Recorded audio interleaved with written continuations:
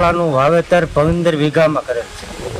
જ્યારે એમાં ટ્રેક્ટરોના ખર્ચા ડીઝલના બહુ મોંઘવારી વધી, ત્યારે કેળાનો ભાવ અત્યારે 80 થી 90 રૂપિયા આવે છે.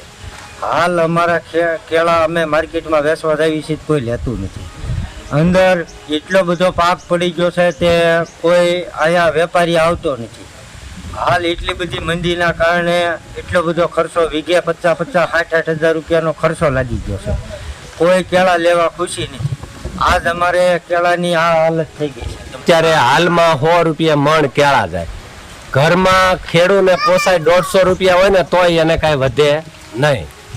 એ છતાંય તોય ખેડૂ દેવા પછી શું કરે? દેવાનો તો હોય જ, આપવું જ પડે. આ માલ કઈ રોકીત રખાતો નથી. આની માટે સરકાર કાંઈક કરે તો નવા ખેડૂત નવા પ્રયોગો કરે તો આ ખેતી આગળ વધે અને કોઈક આ તે ખેડૂને કાંઈક 2 પૈસે થાય.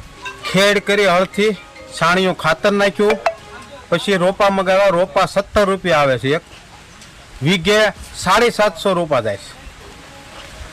અને પછી ખાતર, દવા એ બધું ગણતરી કરતા 50,000 રૂપિયાનો અમારે ખર્ચો લાગે છે વીઘે. પ્લસ અત્યારે ભાવ 100 રૂપિયા થઈ ગયો છે. અમારે 150 થી 250 રૂપિયા ભાવ જ્યારે આવે ને તો અમારે ખેડૂને કાંઈ વધે એમ છે નહીં.